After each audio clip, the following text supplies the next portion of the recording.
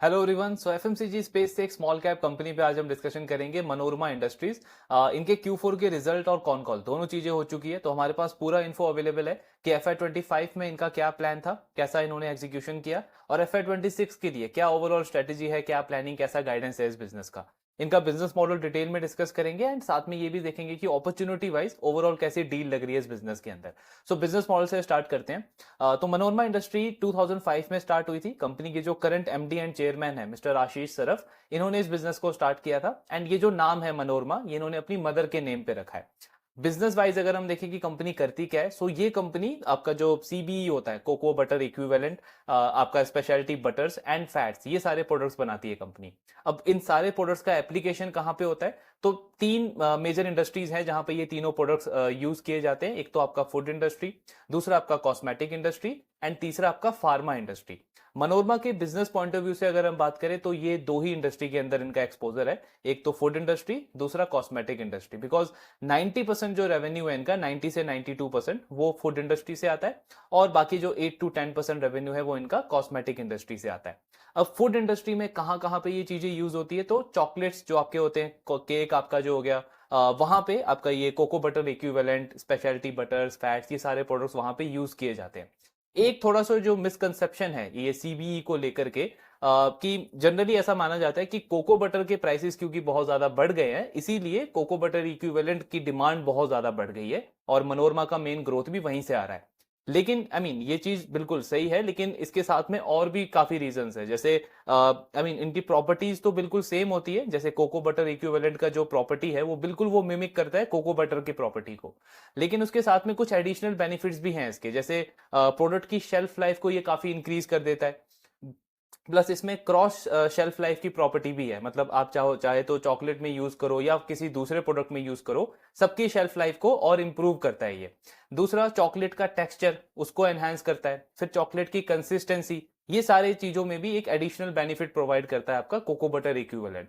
And उसके साथ में ऑफकोर्स 25 से 30% के प्राइस पे ये अवेलेबल है in comparison to cocoa butter, तो वो तो एक मेन एडवांटेज है ही, इस प्रोडक्ट का।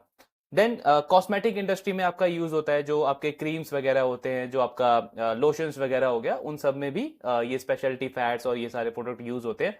प्लस बटर वगैरह, जो स्पेशलिटी बटर्स या फैट्स वगैरह है, ये आपका डेयरी इंडस्ट्री में भी यूज होता है। जैसे काफी सारे लोग आजकल वीगन प्रोडक्ट्स यूज करते हैं, तो वहां पे भी ये बटर्स वगैरह वो यूज किए जाते हैं। तो ये पूरा इसका यूजेज एप्लीकेशन वाला पार्ट आ गया। इसके मॉडल की बात करें कि कंपनी बनाती कैसे है, इसका सोर्सिंग कैसे करती है, सो उससे पहले एक बार इनका क्लाइंट डिस्कस कर लेते हैं कि क्लाइंटेल कैसा है इस कंपनी का। तो बहुत स्ट्रॉन्ग क्लाइंटेल है कंपनी का। वर्ल्ड के जितने भी बड़े चॉकलेट कंपनीज हैं, मॉन्डलिस से लेकर के नेस्ले, फरेरो रोशर, जितनी भी बड़ी बड़ी कंपनीज हैं, मार्स वगैरह, वो सब मनोरमा इंडस्ट्री के क्लाइंट हैं। लास्ट 15 से 20 ईयर्स, लास्ट 10 to 15 ईयर्स से इस मैनेजमेंट का कहना है कि हमारे इनमें से बहुत सारे क्लाइंट्स के साथ में रिलेशनशिप है। सो ऑफ कोर्स एक काफी स्ट्रॉन्ग रिलेशनशिप इन्होंने डेवलप किया है। एंड ग्लोबली अगर हम बात करें तो मतलब एमएनसी वाइज 80 क्लाइंट्स है इस कंपनीज के, जो एमएनसी हैं, ग्लोबल क्लाइंट्स हैं। और total client wise I think 150 के आसपास टोटल कस्टमर बेस है इस कंपनी का। तो काफी स्ट्रॉन्ग कस्टमर बेस है। नेक्स्ट पॉइंट आता है कि कंपनी इसको बनाती कैसे है, सोर्सिंग वगैरह कैसे होती है। सो बेसिकली 4-5 तरीके के सीड्स हैं जो मनोरमा इंडस्ट्री यूज करता है इन प्रोडक्ट्स की मैन्युफैक्चरिंग के अंदर। सबसे पहले आ जाता है आपका शिया सीड। अब शिया सीड जो है वो इंडिया में अवेलेबल नहीं है, ये वेस्टर्न अफ्रीका में पाया जाता है। वेस्टर्न अफ्रीका में जैसे आपका घाना हो गया, नाइजीरिया हो गया, वहां पे ये चीजें अवेलेबल होती है। तो मनोरमा इंडस्ट्री ने एक अपनी सब्सिडरी इनकॉर्पोरेट करी है, मनोरमा अफ्रीका लिमिटेड करके। वो ये जो शिया सीड्स होते हैं उनकी सोर्सिंग करती है वहां से, एंड उसके बाद ये इंडिया में मनोरमा इंडस्ट्री को सप्लाई करती है। देन और 3-4 तरीके के सीड्स हैं, जैसे आपका साल सीड हो गया, एक मोरा सीड होता है, एक मैंगो सीड होता है, सो एक कोकम सीड होता है। ये 4-5 तरीके के अलग अलग सीड्स हैं, और ये सारे सीड्स इंडिया में अवेलेबल होते हैं। तो जैसे कुछ सीड्स आपके एमपी छत्तीसगढ़ के अंदर होता है, कुछ उड़ीसा के अंदर होता है। सो इंडिया में ही अलग अलग स्टेट्स के अंदर कंपनी इनकी सोर्सिंग करती है। अब इनका जो मॉडल है बेसिकली वो वेस्ट टू वेल्थ का मॉडल है। वेस्ट टू वेल्थ का मतलब क्या हो गया, ये जो सारे सीड्स होते हैं एक तरीके के वेस्ट प्रोडक्ट हो गया, मतलब कोई यूजेस नहीं है, वही वहां पेड़ों के नीचे वो फॉरेस्ट वगैरह के नीचे वो पड़े होते हैं। और जो आपकी ट्राइबल कम्युनिटी होती है उनके साथ में इन्होंने काफी स्ट्रॉन्ग नेटवर्क बिल्ड किया है लास्ट 15-20 ईयर से। इनके बिजनेस मॉडल का आप एक one of the main competitive advantage या मोट बोल सकते हो, ये जो इनका ये स्ट्रॉन्ग नेटवर्क है इन ट्राइबल कम्युनिटी के साथ में, बिकॉज ऑफ कोर्स कोई भी बिजनेस खुद तो जाएगा नहीं फॉरेस्ट में ये सारे सीड्स वगैरह कलेक्ट करने के लिए। सो वो जो नेटवर्क है, वो जो कनेक्शन इन्होंने बिल्ड करा है, वो इनका एक मेन मोट है, और जिसके बेसिस पे ये इनका पूरा प्रोडक्ट वगैरह टाइमली बन पाता है। तो कंपनी कैसे करती है, जैसे वो जो अफ्रीका से जो इनका वो सीड्स वगैरह आता है, वो इनको जो इनकी वहां पे जो सब्सिडी है वो हेल्प करती है। इंडिया में कंपनी यहाँ पे in house raw material available होते हैं, वहां से सोर्सिंग करती है। अब अगर आप एक और चैलेंज देखोगे जो माइंड में आता है कि ये सारे सीड्स जो हैं वो ऑफकोर्स नेचर पे डिपेंड करता है, तो किस सीजन में कितना आ रहा है, आई मीन उसकी अवेलेबिलिटी को लेकर भी एक चैलेंज हो सकता है। लेकिन वहां पे भी अगर आप सप्लाई और टोटल जो उनका प्रोक्योरमेंट है उसका रेशियो देखोगे तो वो कंपनी के फेवर में है। जैसे फॉर एग्जांपल अगर हम इंडिया में साल सीड्स की बात करें, सो इंडिया में टोटल 16 लाख के आसपास प्रोडक्शन होता है साल सीड्स का। मनोरमा इंडस्ट्रीज जो है वो एनुअली 80,000 से लेकर के 1 लाख टोटल इसको प्रोक्योर करती है। तो सप्लाई है 16 लाख, जो प्रोक्योर कर रही है कंपनी वो सिर्फ 80,000 टू 1 लाख के बीच में कर रही है। तो मतलब हार्डली 6-7% हो गया आपका सप्लाई टू प्रोक्योरमेंट रेशियो अगर हम देखें। सेम शिया सीड्स जो कंपनी वेस्टर्न अफ्रीका से जो सोर्स करती है, उसका भी अगर आप एनुअल प्रोडक्शन देखोगे तो 17.6 लाख के आसपास होता है, एंड वहां पे भी जो कंपनी प्रोक्योर करती है वो 40,000 टू 80,000 के रेंज में करती है, मतलब काफी लो रेशियो है। तो इससे एक बड़ा रिस्क जो है वो इनके बिजनेस से चला जाता है कि अनलेस अगर कोई बहुत बड़ा नेचुरल डिजास्टर नहीं हुआ या कुछ ऐसा क्लैमिटी नहीं आया, उसमें तो ऑफकोर्स किसी भी बिजनेस को रिस्क है, वैसा कुछ अगर सिनेरियो नहीं बनता है तो रॉ मटेरियल की अवेलेबिलिटी को लेकर के कोई बड़ा चैलेंज नहीं है। लेकिन एक दूसरा चैलेंज है, दूसरा चैलेंज ये है कि ये जितने भी सीड्स हैं वो सीजन्स में आते हैं। जैसे शिया सीड जो है वो आपका सितंबर से जनवरी के सीजन में आता है। इंडिया में जो ये 3-4 सीड्स हैं, कोई सीड आपका अप्रैल से जून के सीजन में आता है, कोई मई से जून के सीजन में आता है, तो सबका सीजनैलिटी अलग है। लेकिन मनोरमा को जो अपने क्लाइंट को सप्लाई करना है वो तो बिल्कुल टाइम पे करना रहेगा, बिकॉज चॉकलेट जो प्रोडक्ट है आपका या केक जो प्रोडक्ट है वो सीजन में नहीं चलता है, वो तो उसका तो 12 महीने अगर हम बात करें तो डिमांड रहता ही है, काफी अच्छा डिमांड रहता है। सो इनको जो सप्लाई करना है अपने क्लाइंट्स को वो तो बिल्कुल टाइम पे करना रहेगा। इस वजह से इनके मॉडल में एक जो चैलेंज आता है वो आता है इन्वेंट्री का। अगर आप इनका बैलेंस शीट देखोगे, आई मीन लास्ट 2-3 साल का अगर आप बैलेंस शीट देखोगे, हर साल आपको ये दिखेगा कि कंपनी का इन्वेंट्री लेवल काफी हाई है, बिकॉज सीजनैलिटी वाले सारे ये सीड्स अवेलेबल होते हैं, तो इनको एडवांस में इन्वेंट्री बिल्ड करके रखनी पड़ती है, सो दैट जो हमको ऑर्डर फुलफिल करना है अपने क्लाइंट्स का उसमें कोई प्रॉब्लम ना आए। तो इन्वेंट्री इनका बिल्कुल आपको दिखेगा कि हाईएस्ट लेवल पे रहेगा हर एक साल के अंदर। ये एक रिस्क बिल्कुल बोल सकते हैं इनके बिजनेस के साथ में। बाकी अगर हम बात करें कि एंट्री मोड, तो ऑफ कोर्स कोई भी नया प्लेयर के लिए एंट्री करना इतना ज्यादा इजी नहीं है, बिकॉज सबसे बड़ा चैलेंज ही आपका सोर्सिंग को लेकर के है। ये सारे ट्राइबल्स के साथ में नेटवर्क बिल्ड करना, कनेक्शन बिल्ड करना बहुत ज्यादा टाइम लगता है। इस कंपनी का खुद कहना है कि हमें 15 ईयर्स का टाइम लगा ये सारी चीजें करने में, बिकॉज ऑफ कोर्स वो ट्राइबल कम्युनिटी है, तो एक ट्रस्ट बिल्ड करने में, फेथ करने में भी काफी टाइम लगता है, एक रिलेशनशिप स्ट्रांग बनाने में टाइम लगता है। तो कंपनी कह रही है कि एंट्री बैरियर है इसके अंदर, कोई भी नया प्लेयर आके सडनली, ऐसा नहीं है कि आपको लाइसेंस मिल गया एंड देन नेक्स्ट डे से आपने अपना बिजनेस स्टार्ट कर दिया दुकान खोल करके, तो इतना इजी नहीं है किसी नए प्लेयर के लिए एंट्री करना। फिर आता है आपका कि इसमें पेमेंट टर्म्स कैसे होते हैं। तो मैनेजमेंट का कहना है कि हम कैश में डील नहीं करते हैं, मतलब जो ये ट्राइबल्स वगैरह को पे करते हैं। इंडिया में तो जैसे आपके विलेजेस में जो ग्राम पंचायत वगैरह होता है उसका एक चीफ होता है, सो कंपनी उनके अकाउंट में डायरेक्टली पेमेंट ट्रांसफर करती है, देन आगे वो ट्राइबल्स वगैरह को पे करते हैं। जो वेस्टर्न अफ्रीका है आपका, वहां पे भी सेम ऐसा ही रहता है, वहां के जो एक हेड होते हैं उसके अकाउंट में पेमेंट जाता है एंड देन आगे वो ट्राइबल्स वगैरह को पे करते हैं फेयर बेसिस पे। इनका सोर्सिंग परचेजिंग का प्राइस का कैसा वो रहता है, टर्म्स कंडीशंस कैसे रहते हैं। तो इंडिया में तो जो हमारी गवर्नमेंट है, जो आपका फॉरेस्ट डिपार्टमेंट है, वो एक तरीके से फिक्स प्राइसेस के ऊपर डील करता है, मतलब एक एमएसपी, मिनिमम सपोर्ट प्राइस हो गया, ट्राइबल कम्युनिटी को उनको उनका फेयर प्राइस मिले उनके काम का, इस तरीके से उन्होंने वो रेगुलेशन बनाया हुआ है। सो इंडिया में फिक्स प्राइसेस रहते हैं।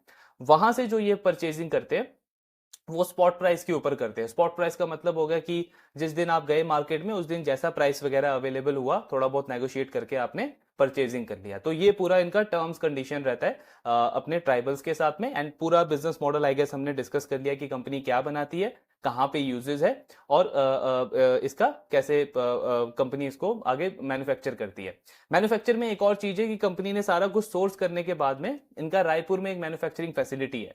सो उनमें जितने भी स्टेप्स होते हैं कंपनी का सब कुछ इन हाउस है। कुछ साल पहले तक एक दो प्रोसेस कंपनी आउटसोर्स करती थी, लेकिन लास्ट 2-3 साल में अगर आप देखोगे तो बहुत बड़ा कैपेक्स किया है। 200 करोड़ के आसपास का इन्होंने कैपेक्स किया है अपनी मैन्युफैक्चरिंग फैसिलिटी को, और बैकवर्ड इंटीग्रेशन करके ज्यादातर चीजें कंपनी अब इन हाउस ही करती है। तो जैसे सबसे पहला होता है कि सीड कलेक्शन के बाद में आप एक्सट्रैक्शन करते हो, ऑयल एक्सट्रैक्ट करते हो उसमें से। देन नेक्स्ट स्टेप आता है आपका रिफाइनरी का, जहां पे जो भी इंप्योरिटीज वगैरह होती है उसको आप क्लीन करते हो। उसके बाद आपका नेक्स्ट स्टेप आता है जहां पे आप वो जो फैट्स के जो मॉलिक्यूल्स होते हैं उसको रीअरेंज करते हो। एंड देन लास्ट स्टेप है आपका फ्रैक्शनेशन का।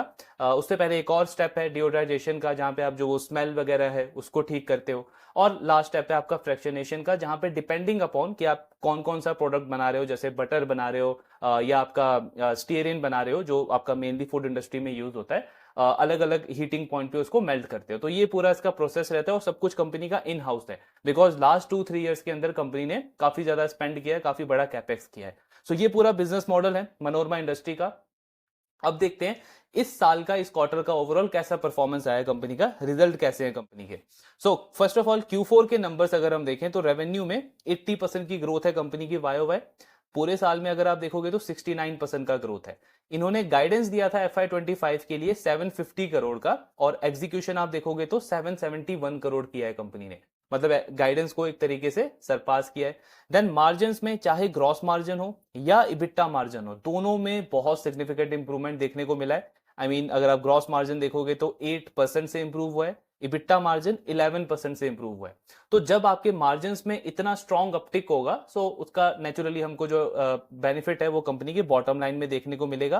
पैट कंपनी का Q4 में YoY लेवल पे ऑलमोस्ट 3 टाइम ग्रो कर गया है, और फुल ईयर बेसिस पे भी अगर हम देखें तो 2.5x का ग्रोथ है कंपनी के प्रॉफिट के अंदर। सो रिजल्ट चाहे पूरे साल का हम देखें या Q4 का देखें, बहुत स्ट्रॉन्ग नंबर्स इन्होंने डिलीवर करे हैं। अब इसकी वजह से आप देखोगे कि कंपनी का जो ROE ROCE का नंबर है उसमें भी बहुत स्ट्रॉन्ग इंप्रूवमेंट है। लगभग 12% का ROE 24% हो गया, एंड ROE जो आपका 18% था 33% का ROCE हो गया।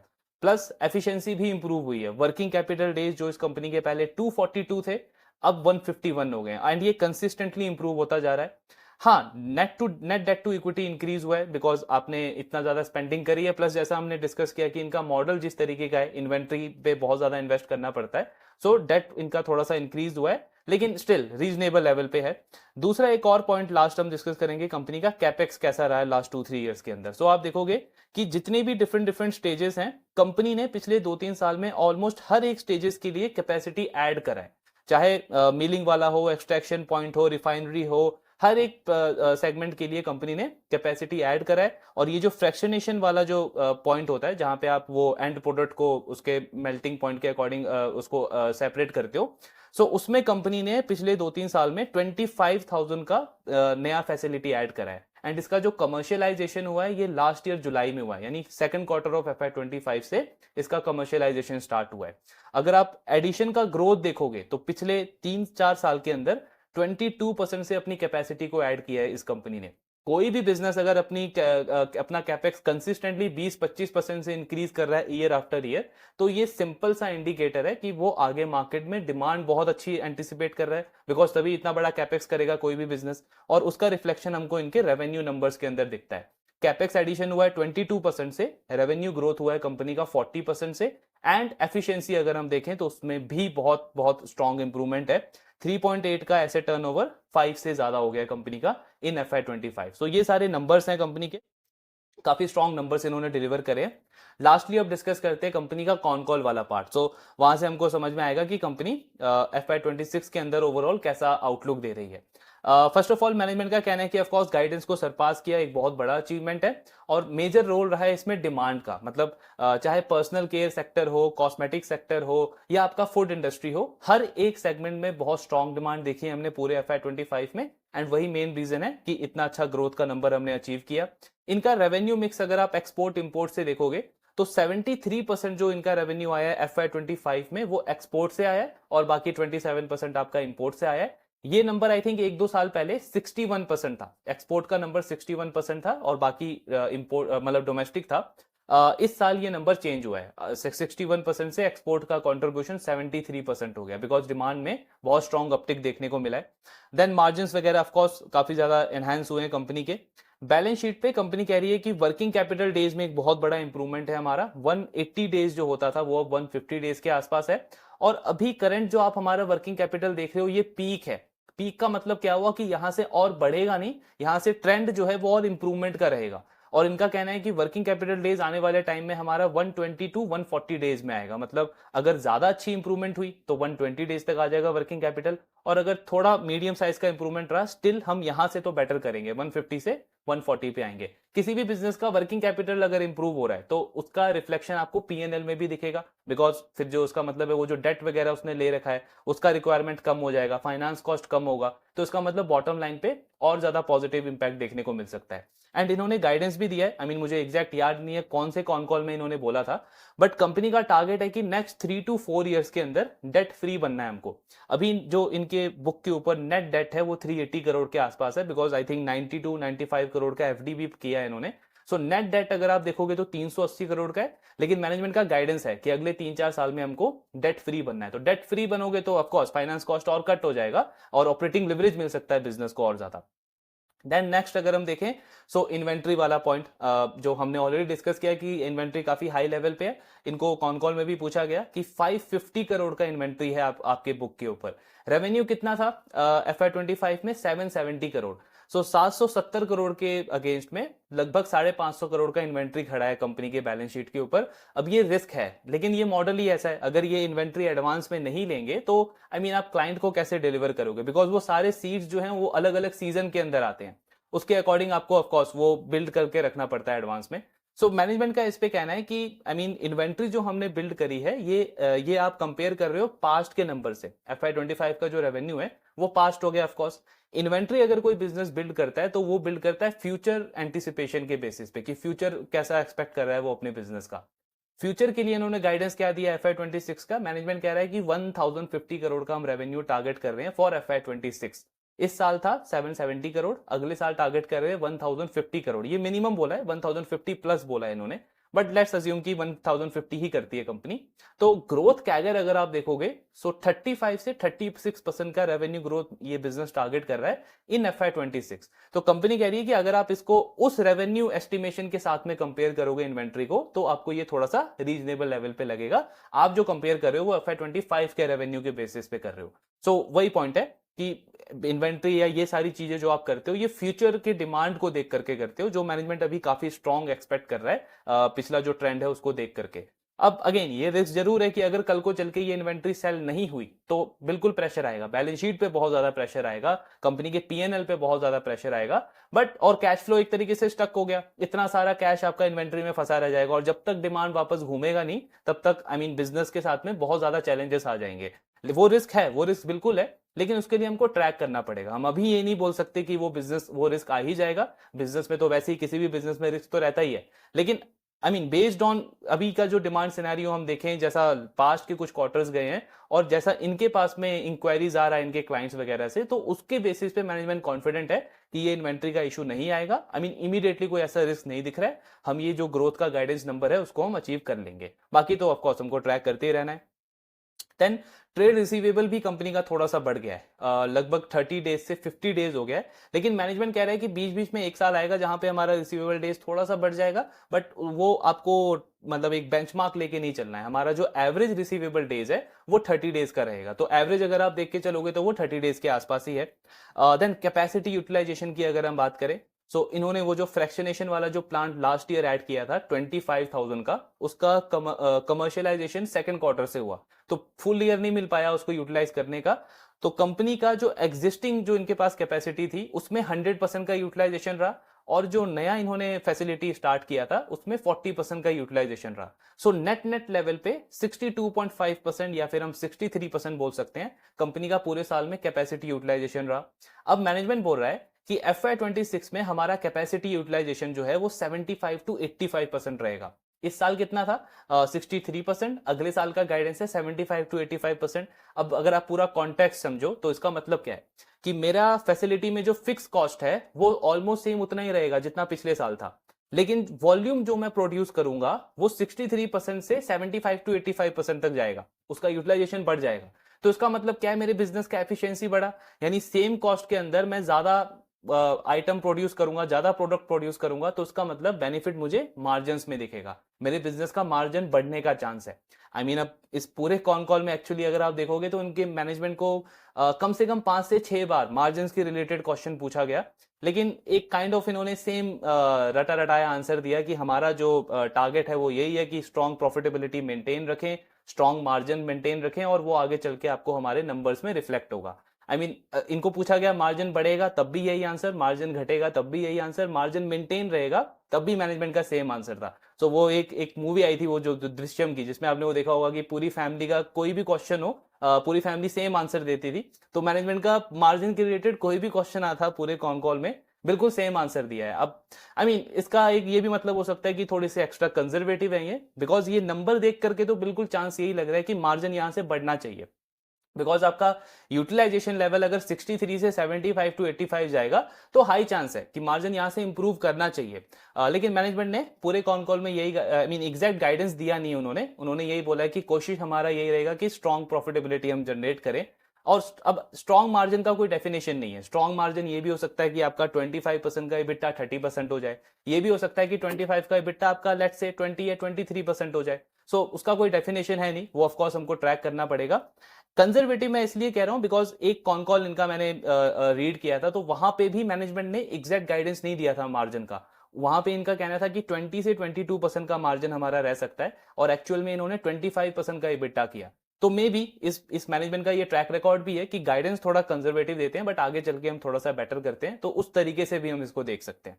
लेकिन स्कोप है, बिल्कुल स्कोप है मार्जिन को यहां से और इंप्रूव होने का। देन आई मीन जैसे हमने डिस्कस किया कि डिमांड वगैरह काफी अच्छी है पूरे ओवरऑल इंडस्ट्री में, प्लस इनकी मैनेजमेंट का एक सेम स्टांस रहेगा। आप जितने भी कॉन कॉल्स इनके पढ़ोगे, मैनेजमेंट के इंटरव्यूज वगैरह देखोगे, सो इनके मॉडल को एक्चुअली अभी रिसेंटली इस तरीके से देखा जा रहा है कि क्योंकि कोको बटर के प्राइसेस इतने ज्यादा इंक्रीज हो गए हैं, सिर्फ उसकी वजह से मनोरमा का बिजनेस ग्रो कर रहा है, और कल को चल के अगर कोको बटर के प्राइसेस गिरेंगे तो इनके बिजनेस पे बहुत ज्यादा इंपैक्ट पड़ेगा। लेकिन एक्चुअली में अगर आप इनके कॉन कॉल्स वगैरह सुनोगे, मैनेजमेंट का कमेंट्री सुनोगे, तो उन्होंने स्टार्टिंग से ही आई मीन हर एक कॉन कॉल में सेम अपना एक स्टांस शेयर करा है कि हमारा जो बिजनेस है वो सस्टेनेबल बिजनेस है, ये कमोडिटी बिजनेस नहीं है कि कोको बटर के प्राइसेस के ऊपर डिपेंड करेगा। बिकॉज वही पॉइंट है, जो कोको बटर इक्विवेलेंट हम बनाते हैं, स्पेशलिटी बटर्स और क्रीम्स वगैरह जो बनाते हैं, इसके बहुत सारे डिफरेंट डिफरेंट इंडस्ट्रीज में यूजेस है। प्लस इस कंपनी का खुद का एक R&D का भी डिवीजन है, रिसर्च एंड डेवलपमेंट का, तो ये एक बहुत अच्छी चीज है। एक बड़े डॉक्टर साइंटिस्ट को इन्होंने हायर किया है किसी कंपनी से। सो कंपनी का फोकस इस चीज के ऊपर हमेशा रहता है कि कैसे हम नए प्रोडक्ट्स लॉन्च कर सकते हैं जिसका एप्लीकेशन मतलब अलग अलग इंडस्ट्री के अंदर हो। एप्लीकेशन इन द सेंस कि जैसे बेकरी में ही या चॉकलेट में ही और कितने प्रोडक्ट्स में इनके इनके ये सारे प्रोडक्ट्स को यूज किया जा सकता है। सो उस चीज के ऊपर कंपनी का फोकस है। इनका कहना है कि एडिशनल बेनिफिट्स भी क्योंकि प्रोवाइड करता है आपको कोको बटर इक्विवेलेंट, तो हमारा मॉडल जो है वो सस्टेनेबल है, एंड सिर्फ कोको बटर के प्राइसेस अप डाउन होने से हमारे बिजनेस पे इंपैक्ट नहीं पड़ेगा। हमारे जो क्लाइंट्स हैं ग्लोबली अगर आप देखोगे, सो एक स्ट्रक्चरल डिमांड, एक स्ट्रक्चरल शिफ्ट उनका आ रहा है आज के टाइम पे इस प्रोडक्ट्स को लेकर के। तो इसलिए मैनेजमेंट कॉन्फिडेंट है कि चाहे प्राइसेस ऊपर जाए नीचे जाए, हमारा बिजनेस इंटैक्ट रहेगा, और जो भी हमने गाइडेंस दिया है उसको हम अचीव कर लेंगे।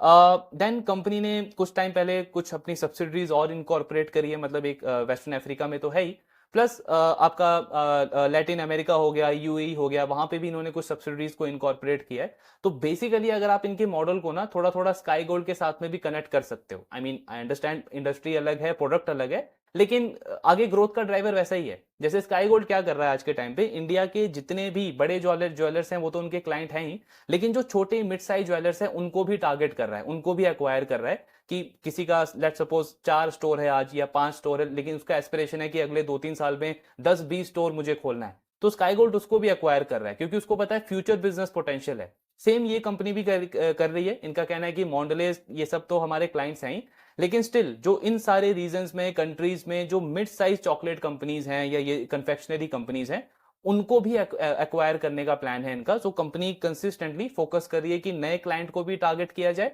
एट द सेम टाइम जो हमारे एग्जिस्टिंग क्लाइंट हैं उनका भी और एडिशनल वॉलेट शेयर हम गेन करते जाएं। तो ये पूरा पर्पज है कंपनी का। देन आई मीन इनका कहना है कि डिमांड बहुत है एक्चुअली अगर आप देखोगे इंडस्ट्री में, और सप्लाई बहुत कम है, क्योंकि ग्लोबली सिर्फ 3 से 4 प्लेयर्स हैं जो इस तरीके के काम करते हैं, और उसमें भी ज्यादातर जो प्लेयर्स हैं वो काफी कॉमन प्रोडक्ट बनाते हैं, मतलब बहुत कमोडिटी टाइप प्रोडक्ट बनाते हैं, सिंपल प्रोडक्ट बनाते हैं।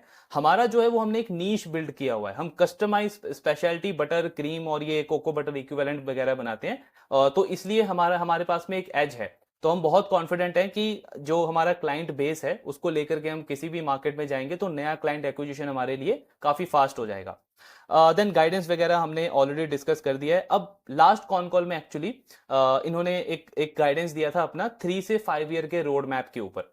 मैनेजमेंट का कहना था कि हमने पास्ट कुछ ईयर्स में अपना कैपेसिटी एडिशन वगैरह किया है, लेकिन अपने बिजनेस को और बड़ा बनाने के लिए, स्केल अप करने के लिए नेक्स्ट 3 to 5 ईयर्स में हम बहुत सारा backward integration, forward integration plus कुछ और ऐसे प्रोस्पेक्ट्स हैं जहां पे हमको लग रहा है एंटर करना चाहिए, उन सारी चीजों के लिए कैपेक्स करेंगे। वो कैपेक्स कंपनी प्लान कर रही है, अभी इनका वो प्लान ड्रॉ आउट हो रहा है, एंड पहले वो बोर्ड से अप्रूवल के लिए जाएगा और उसके बाद ये मार्केट में अनाउंस करेंगे इन्वेस्टर्स के साथ में। तो एक जो इनके मार्जिन को लेकर के थोड़ा सा कंसर्न लगता है वो इसलिए भी लगता है बिकॉज इनके लास्ट 10-15 ईयर्स का अगर आप डेटा देखोगे मनोरमा इंडस्ट्री का, तो जो FY25 में इस कंपनी के मार्जिन है 25% के, ये सेकंड हाईएस्ट है। इससे पहले इस कंपनी का मार्जिन गया था 28% 2019 में, और 2019 के बाद इस कंपनी का मार्जिन 28% से 23% आया, और फिर सीधे 17% एंड देन 14%। तो मतलब 2-3 साल के अंदर ही कंपनी का इबिट्टा मार्जिन 28 से 13% आ गया था। इसलिए भी एक थोड़ा सा कंसर्न लगता है कि क्या ये पीक है मार्जिन का, इसीलिए मैनेजमेंट खुल के इसको गाइड नहीं कर रहा। और उसका रैशनल भी दिया इन्होंने कि 2019 के बाद इन्होंने एक्चुअली एक कैपेक्स किया था, काफी बड़ा कैपेक्स किया था, जिसकी वजह से 1-2 साल मार्जिन थोड़े से सप्रेस रहे, और उसके बाद आपका कोविड आ गया तो मार्जिन पे थोड़ा और इंपैक्ट पड़ा।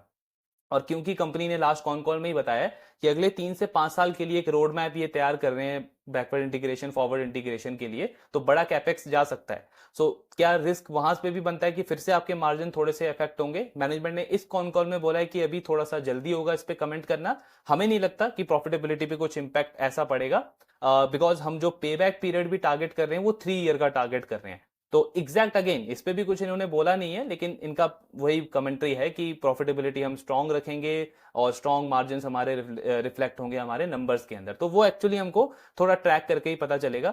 लेकिन इस कैपेक्स का इनका कहना है कि जो भी प्लान हम कर रहे हैं वो आपको 1-2 क्वार्टर के अंदर पता चल जाएगा, बिकॉज कंस्ट्रक्शन का गाइडेंस इन्होंने दिया है कि इसी साल स्टार्ट हो जाएगा। जो भी ये प्रोजेक्ट प्लान करेंगे इस ईयर के एंड तक कंस्ट्रक्शन उसका स्टार्ट हो जाएगा।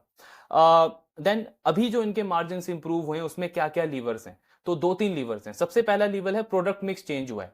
जो ये इनका सीबीई प्रोडक्ट है, कोको बटर इक्विवेलेंट, ये पहले वॉल्यूम में 10% कंट्रीब्यूट करता था।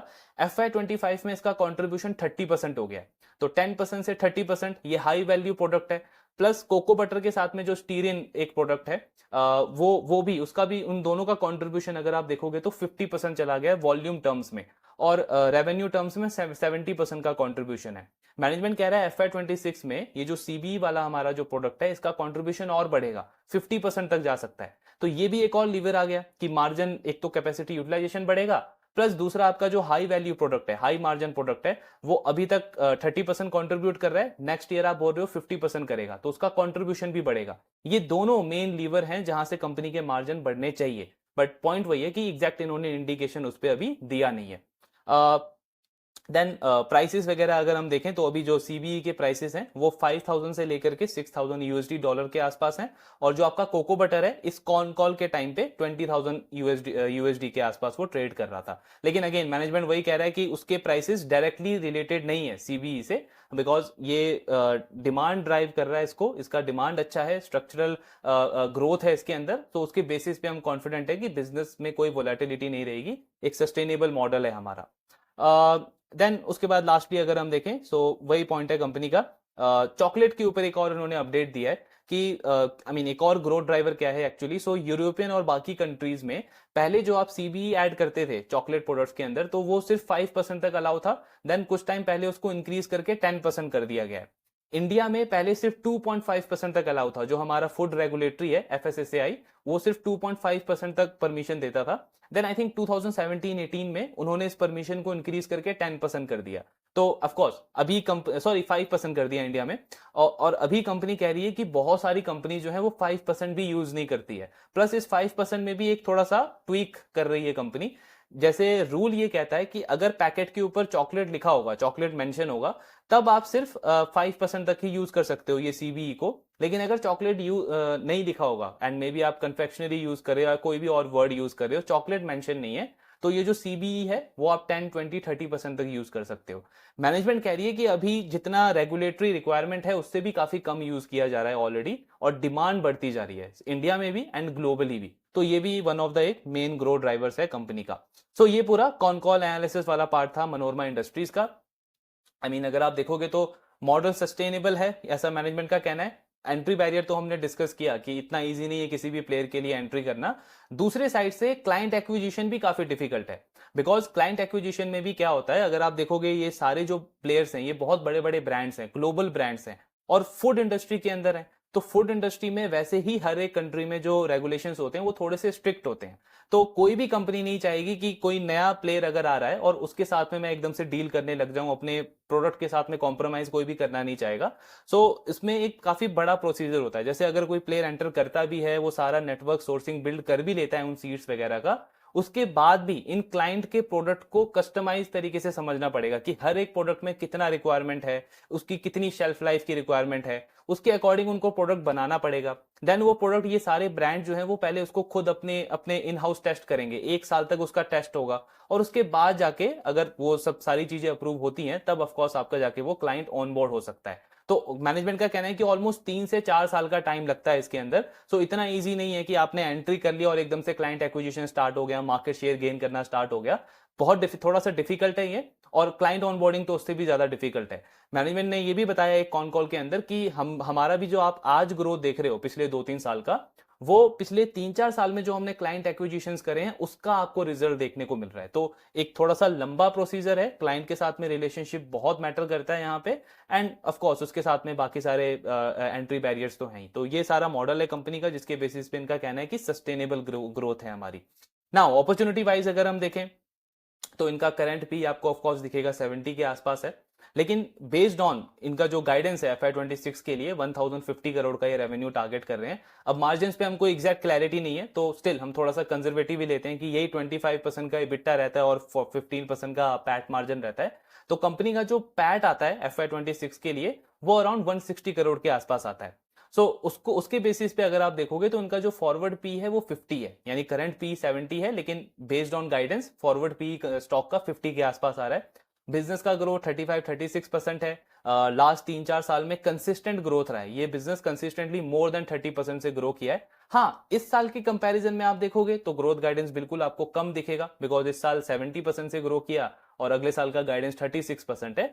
But we have to understand कि बेस भी तो बड़ा बन गया है, छोटा प्लेयर है, 3-4 साल से कंसिस्टेंटली 30% से ज्यादा के रेट से ग्रो कर रहा है। तो गाइडेंस घटाया जरूर है, ये थोड़ा नेगेटिव आप बोल सकते हो, लेकिन स्टिल 36-37% का ग्रोथ का गाइडेंस, मार्जिन में काफी स्ट्रॉन्ग अपटिक है, एंड चांसेस तो यही लग रहे हैं जो हमने अभी डेटा डिस्कस किया कि मार्जिन यहां से और इंप्रूव भी होना चाहिए। नेट वर्किंग कैपिटल डेज आपका इंप्रूव होगा तो वहां से भी ऑपरेशनल एफिशिएंसी आएगी। ROE ROC का नंबर काफी हाई है, एंड FMCG इंडस्ट्री का स्टॉक है जहां पे आप देखोगे पूरे इंडस्ट्री में बहुत ज्यादा स्लो डाउन है। हर एक प्लेयर या तो मार्जिन पे प्रेशर देख रहा है, ग्रोथ पे प्रेशर देख रहा है, या दोनों जगह प्रेशर है। उस इंडस्ट्री में अगर कोई प्लेयर कंसिस्टेंटली मोर देन 30% से ग्रो कर रहा है, फॉरवर्ड पी उसका 50 के आसपास है, तो बिल्कुल डील लगता है कि री रेटिंग का चांस यहां से काफी ज्यादा है।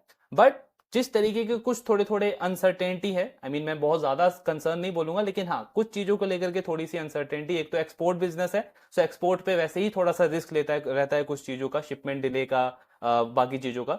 तो एक तो वो हो गया। दूसरा, जैसे मार्जिन के ऊपर अभी एग्जैक्ट क्लैरिटी नहीं है, तो उस पे आने वाले क्वार्टर में क्लैरिटी मिलेगा। सो उस पार्ट को देखते हुए ऐसे केसेस में जनरली मैं प्रेफर करता हूं कि एकदम से बड़ा बेट ना लूं, एंड ग्रेजुअली धीरे धीरे एक छोटा सा एलोकेशन लेके, डिपेंडिंग अपॉन कि आने वाले क्वार्टर्स में बिजनेस का कैसा परफॉर्मेंस है, उस पर मेरा एलोकेशन इंक्रीज होगा, डिक्रीज होगा, या अगर कुछ ज्यादा बुरा होता है तो ऑफकोर्स एग्जिट होगा।